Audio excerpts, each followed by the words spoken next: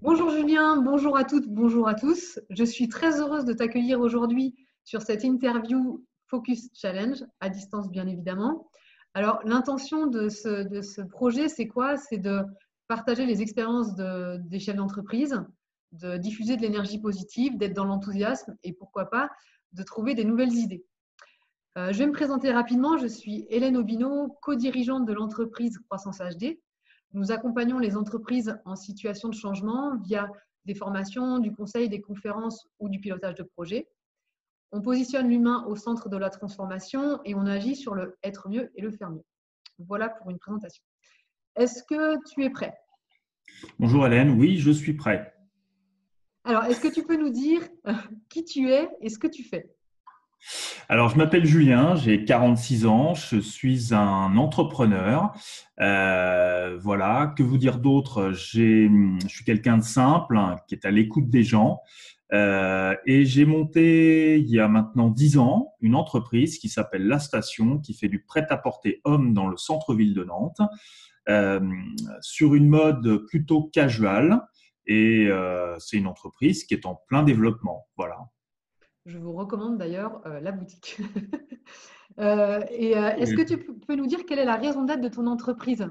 Alors, la raison d'être, on a un petit peu échangé ensemble sur le sujet, je pense que tu saurais répondre.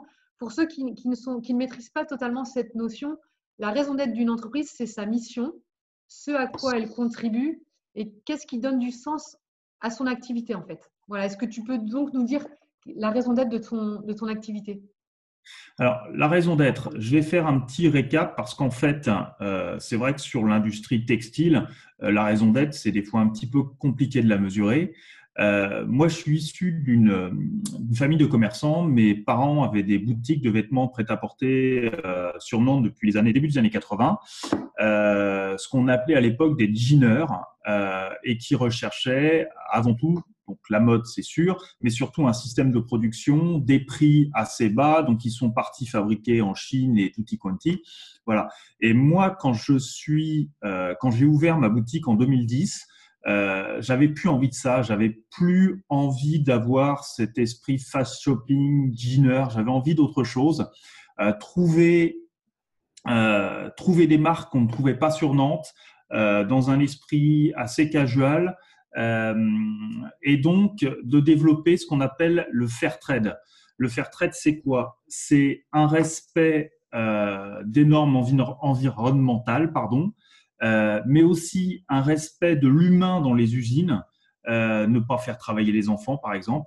Voilà, donc c'est ce que j'essaye aujourd'hui de développer et de faire passer ce genre de message à mes clients ou pas forcément mes clients, tous les gens qui viennent, qui passent à la boutique, qui viennent discuter, c'est pour échanger. Voilà, donc C'est les euh, valeurs que tu transmets en c'est fait. les valeurs que j'essaye de transmettre, tout à fait.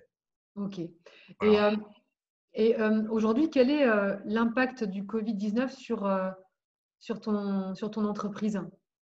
Eh ben, écoute, Hélène, c'est super simple. De toute façon, comme on est une entreprise qui n'était pas, comment ils disent déjà, c'était Pri- euh, oui, essentiellement. prioritaire Ouais, voilà. De toute façon, bah, voilà, depuis le 15 mars, l'entreprise est fermée. Euh, voilà, on était en commerce, je cherchais le mot, on est commerce non essentiel, donc on est fermé, donc on n'a plus de chiffre d'affaires, donc on a pour le moment plus de clients. Donc évidemment, le Covid-19, ouais, c'est compliqué. Ouais. C'est compliqué, impact très fort. très négatif, voilà, Et très du fort. coup, comment est-ce que tu fais face à ce challenge? On va pas parler de problème, on va parler de challenge ici. Alors, comment je fais face? Eh ben, écoute, c'est relativement simple. On s'est retrouvé comme tout le monde, confiné. Donc, confiné en famille. Donc, à plusieurs, ben, on est plus fort. Donc, on est un peu, ça va faire rigoler un petit peu de monde, mais on est un peu une famille formidable. Donc, on est foisonnant d'idées et on a essayé de trouver des idées ensemble pour s'en sortir. Voilà, et pour sortir de cette épreuve.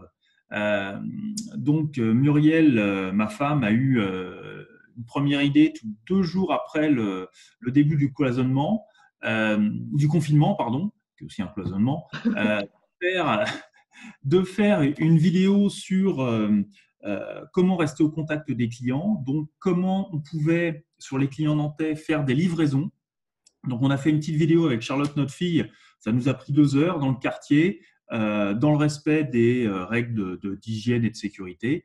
Voilà, on a fait cette vidéo qui a été vue plus de 1000 fois. Ensuite, on a monté les Facebook Live où tous les samedis à 15 heures, je fais un live. Je crois que vous étiez dessus, Tout vous à avez fait. vu le live qu'on a fait. C'est pareil, on a plus de 1000 vues en moyenne. Voilà, donc, et puis il y a encore d'autres projets qui arrivent. Donc, oui, des idées. Comment on fait face? Eh ben, la famille, le recentrage, c'est important. Ça nous a donné beaucoup d'idées. Voilà. Super. Et du coup, si je te demande ce que tu as observé de positif, ça va être un peu ça en fait. C'est que ça a Ouais, été enfin, initiateur de nouvelles idées, de nouvelles façons de faire les choses. oui, et puis surtout, ce qu'on s'est rendu compte, c'est que on se laissait polluer par beaucoup de choses et qu'on est revenu à l'essentiel. Et c'était ça qui était important, l'essentiel pour nous, pour moi aussi, pour nous, et puis pour l'entreprise. Voilà. Euh, et quand on arrive à se recentrer, bah derrière on positive et on échange, on a plein d'énergie pour faire des choses qu'on avait oublié de faire, quoi. Voilà. Tout à fait. Et, euh, et est-ce que tu as des éléments de ressources dans cette tempête, si on peut dire? Est-ce que tu as des choses qui t'aident à garder le cap? Ouais, oui. Pour moi, il y a 3 piliers. C'est la famille, ma femme, ma fille. Voilà, et puis mon jardin qui m'aide. Voilà, on a tous un endroit un peu, il faut se ressourcer, il faut se recentrer. Voilà, et c'est ça qui est important. Voilà, c'est ça pour moi mes 3 piliers qui m'aident à me sortir et à m'élever. Euh, voilà, pour trouver des idées et s'en sortir. Super. Et qu'est-ce que tu aurais envie de dire aux autres chefs d'entreprise qui sont dans la même situation que toi, que nous? Bah, euh, euh, moi, il y a un mot qui revient souvent, on est entrepreneur. Qu'est-ce que fait un entrepreneur? Ça entreprend. Ça trouve des idées. Et aujourd'hui, ce qui est génial avec cette période, c'est que des idées, quand on se recentre, quand on se ressource, des idées, on arrive à en trouver plein. Euh, des, des, et en plus, pour les réaliser, aujourd'hui, on ne peut pas se tourner vers les autres. On est obligé le réaliser pardon, soi-même. Donc, avec peu de moyens, on peut faire de très belles choses. Et c'est ça qui est génial. C'est de se rendre compte que en fait, on s'est peut-être trop dispersé et on se recentre. Il faut se centrer sur l'essentiel. Voilà, pour avancer. Ok, super message. Écoute, Julien, Couper tout. je te remercie beaucoup pour cet échange. C'était un plaisir de partager ce moment avec toi.